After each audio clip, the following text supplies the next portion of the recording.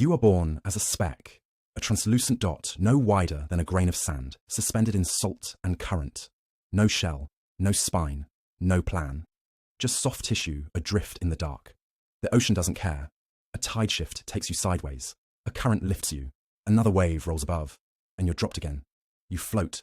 You have no mouth, no feet. You don't even know you're alive. You just are. Hours pass. Days. The water around you grows warmer.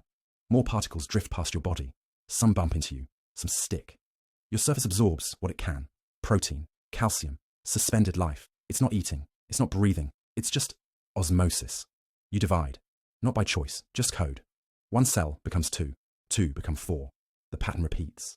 You stretch, then twist, then break symmetry. Tiny hairs form across your skin. Cilia. They move in waves. They beat against the water, guiding your drift. Now you sink slower. Now you turn in spirals. Light fades. Particles thin. Predators pass above. Their shadows ripple across the sunlit ceiling of your world. You're too small to notice. Too fragile to threaten. Too low in the chain to matter. And so you survive. You grow. A mouth opens. A tube. A gut. Front. Back. You become bilateral.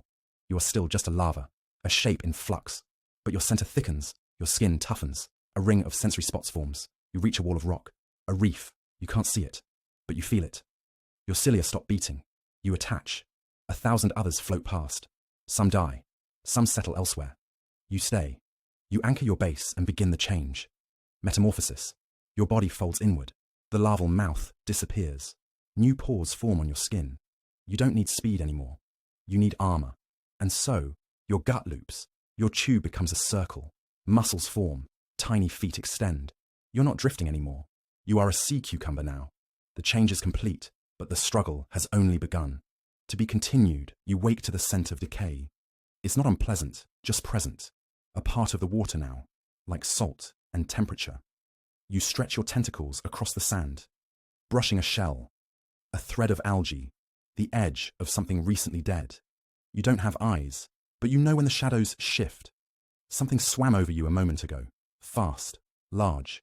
You retract slightly, just in case. There's no panic, no need for it. If it's a predator, it won't find much fight in your body.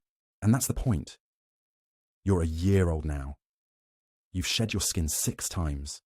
The old layers come off in curls, in strings. Sometimes you eat them. Nothing goes to waste. You've regrown 2 tentacles, survived being stepped on by a sea turtle, and you've moved all of 6 meters from where you were born. This is the range of your life. Not defined by fences or mountains, but by what your nerves can touch. You feel vibration through the sand, not danger, just movement. There's a current shifting, maybe a crab, maybe just the tide dragging something heavy across the floor. You open your feeding tentacles and begin again. 1 sweep, 2. Sift the silt, catch the organic crumbs. Tiny corpses, fungal strings, microscopic gifts. You pull them in, mouth pulsing slowly. This is what you are made for. Then you feel it. A texture that doesn't match the others. Too firm, too smooth. Plastic. You push it away, but it sticks. Static clings it to your side. It blocks your pores. You contract, pulse, try again. Eventually, you roll slightly to dislodge it, but in doing so, you disturb a cloud of silt. It takes minutes to settle. You stop feeding until it does. The world is patience. The light dims. You don't know if it's time or weather. You stop moving. You curl. You conserve. Your body softens to the consistency of wet paper. If anything tries to eat you now, it'll mostly get a mess. A sea star brushes by. You don't react. You've learned which things are curious and which are fatal. There's no hierarchy here, just timing. Suddenly, dark. Something massive passes over. A shadow that blocks even the bioluminescent glimmers nearby. You contract, tentacles folded, body pressed into sand. It doesn't matter what it is. Shark, ray, dolphin. Any of them could crush you by accident. But it doesn't. It moves on. Stillness returns. And in that stillness, you begin again. You're 6 years old. You no longer move as fast as you once did. Not because you've grown old. There is no old down here. Only slow erosion. You are not hunted as often anymore. But that's only because you're not worth the energy. You're heavier. Muscles less responsive. Papillae bent from old abrasion. Another sea cucumber brushes past you in the dark. Neither of you react. Somewhere behind you, a deep water crab cracks open the carapace of a dying amphipod. You taste the iron before you smell it. The sediment carries everything: sound, pain, fading chemicals of life turning into chemicals of rot. You move because you must. You do not think of destination. You do not think of rest.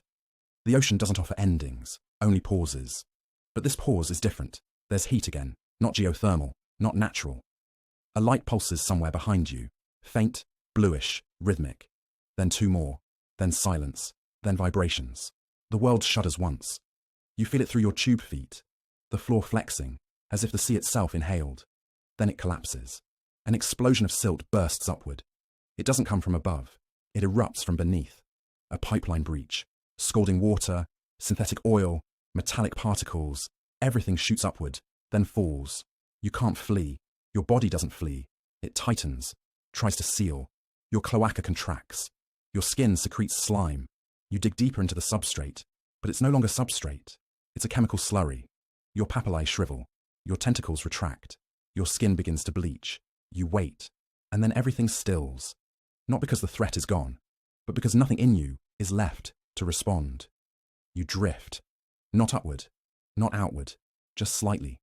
Just enough that the suction of your own body loosens. A scavenger fish approaches. Its jaws open once, brush your surface, then close again. You're becoming less than form, less than instinct, less than memory. You curl, not in defense, not in effort, but as your final shape. And then, over days, weeks, maybe months, you begin to disappear. Not all at once. Tiny bites from brittle stars, flesh picked by larval shrimp. Your internal organs, once expelled as defense, consumed like inheritance.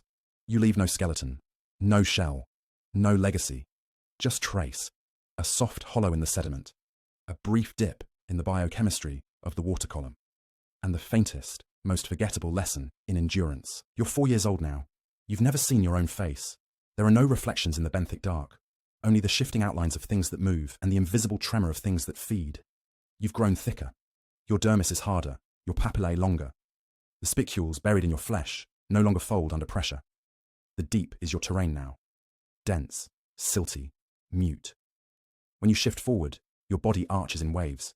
You pass over old shells, worm tubes, fragments of fish bones, old trawl marks turned ghostly by sediment. There's movement nearby. Not fast, not predatory, but wide.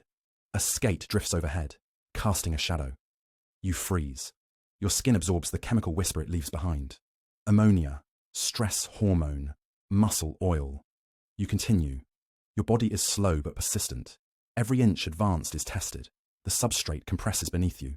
Sand collapses into your ventral furrow. Small amphipods scatter. A cold seep is near. You can taste the faint bitterness in the sediment. Methane, sulfide, the chemical aroma of life born from death. You keep moving toward it. And then it hits. A jet of warm water, thick with microbial bloom, pours upward from a vent. Your papillae flare. The cilia along your feeding tentacles twitch involuntarily. You curl around the edge and settle into the plume. Food is rich here. Particulate matter drifts through your arms. Bacteria cling to your outer cuticle. You ingest continuously, indiscriminately, mouth opening and closing like a slow pulse. The heat soaks into your tissue. For the first time in weeks, you stop moving. Days pass. Shrimp arrive. Blind, clustered, armoured in white chitin. They feed from the same flow, crawling over you without fear. One lingers too long. You flex. Your anus widens, and one of your internal respiratory trees contracts. A stream of sticky Cuvierian tubules ejects violently, entangling the shrimp. It thrashes. You flex again. The tubules tighten. Its shell cracks. Then you retract. Everything quiets. Far above, something rumbles. A net descends. Not a natural predator, but one much worse. The sediment explodes upward. A force of suction tears through the plume. Shrimp vanish. Polychaetes lift and twist. Your papillae flare wide. You dig, hard. You force your tube feet deeper, anchor against collapsing walls of sand. But the vacuum pulls stronger. You're lifted. A few inches, then slammed down, lifted again, slammed harder. One of your feeding tentacles rips free. The water becomes chaos. But you fall again. This time, deeper. A trough created by the drag of the net. And then the current passes over you. You're left behind, bruised, torn, but alive. The cold seep is gone. Buried beneath disturbed mud. You inch forward. Your mouth still feeds. Always feeds. You don't know that in less than a year, the same net will return.